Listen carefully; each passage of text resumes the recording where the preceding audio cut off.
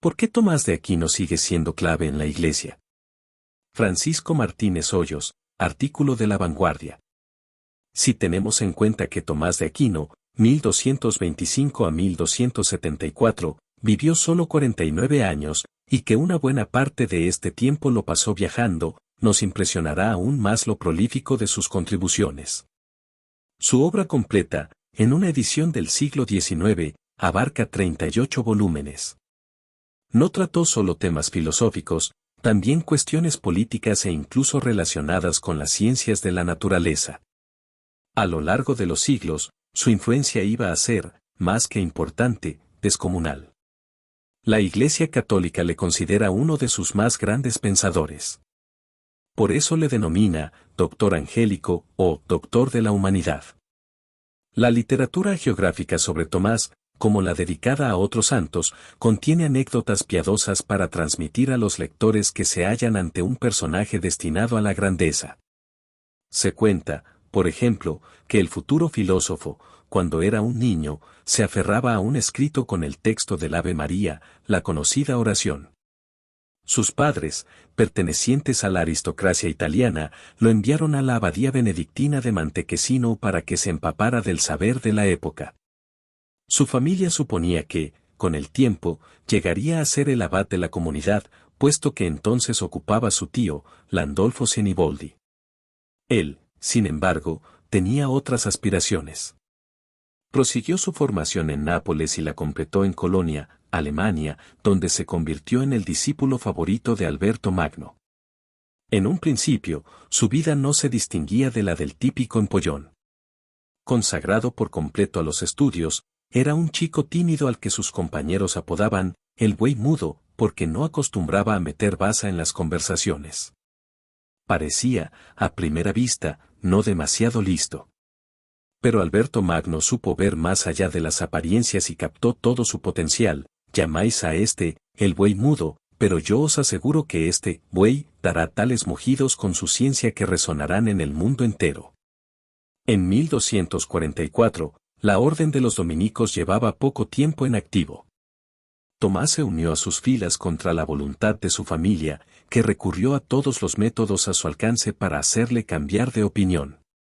Su madre le hizo secuestrar y lo confinó en el castillo de Roccasecca. Según la tradición, una prostituta, por encargo de la familia, trató de seducirle. Él resistió la tentación. Más tarde dejaría atrás su confinamiento de una manera novelesca, se descolgó por una ventana. Tan decidido estaba a llevar una vida de estudio como simple monje que, años más tarde, rechazaría la oferta de ser arzobispo de Nápoles. En París se convirtió en un famoso profesor universitario. Decía que su oficio era el de sabio, porque se encargaba de dar a conocer la verdad divina, es decir, la verdad por antonomasia. Entre sus escritos, destaca la Suma Teológica, una apología de la fe cristiana, y la Suma contra Gentiles, dedicada a la refutación de los errores de los infieles. Era un polemista temible por el rigor de sus argumentos, pero también por su extraordinaria confianza en sí mismo. En cierta ocasión, desafió a cualquiera a refutar en público sus ideas, si es que se atrevía. No obstante, también es cierto que, como señala Eudaldo Forment, uno de sus mejores estudiosos, era capaz de buscar la verdad allí donde estuviera, con libertad de espíritu y con una honradez y sinceridad intelectuales que todavía constituyen un ejemplo. Además, sus obras no solo eran sólidas, también estaban bien escritas. Su experiencia como docente le impulsó a desarrollar un estilo claro, agradable y conciso y la hora de tomar la pluma. Lógica y religión. Tras el triunfo de la Ilustración en el siglo XVIII, el tomismo pasó a ser visto en términos despectivos como sinónimo de tradicionalismo. Este es un error de perspectiva, porque, en su época, Tomás de Aquino fue un innovador. Una de sus grandes aportaciones como intelectual consistió en conciliar la fe con la razón. En su opinión, la fe podía ser una verdad de orden superior, pero no se contradecía con lo que nos indica la lógica. No obstante, continuaba pensando que la filosofía debía estar al servicio de la teología. Esta, a su juicio, era una ciencia por derecho propio, tanto a nivel teórico la reflexión sobre la naturaleza de Dios como práctico, en todo lo referente a las virtudes y los pecados en las acciones humanas. Cristianizar a Aristóteles. A mediados del siglo XIII, Aristóteles era un pensador cada vez más conocido en Europa. Sus textos se tradujeron del árabe, en la Escuela de Traductores de Toledo, o bien directamente del griego. El conocimiento de su obra despertó polémica en una cristiandad que, hasta entonces, tenía como filósofo de referencia a Platón. Para los católicos más conservadores, el aristotelismo era un peligro para los fieles, porque privilegiaba la razón frente a la revelación divina. Por eso las condenas de las autoridades eclesiásticas se suceden. Gregorio IX llegó a nombrar una comisión para censurar los escritos del Estagirita.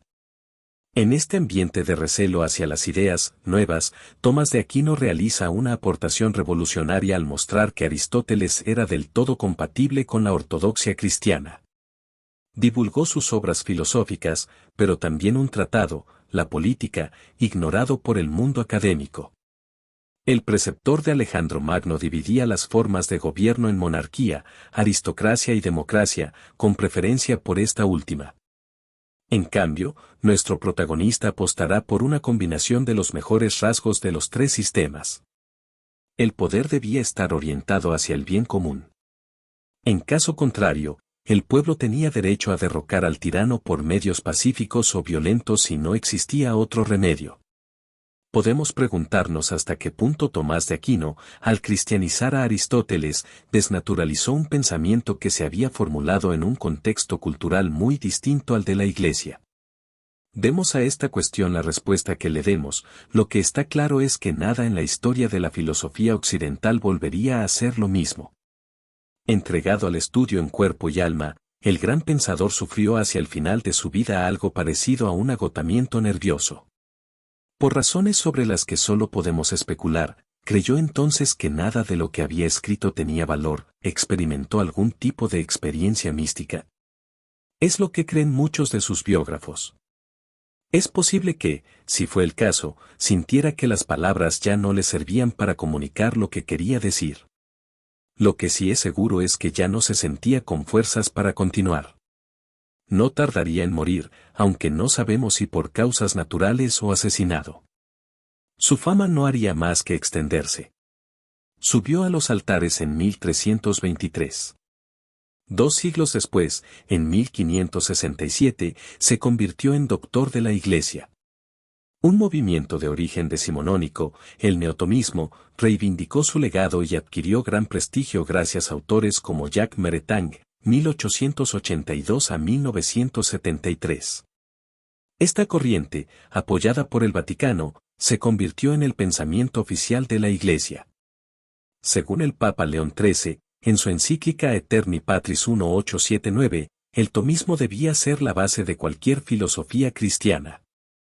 En la actualidad, Tomás de Aquino es el patrón de numerosas universidades y un punto de referencia indispensable en el pensamiento de los pontífices.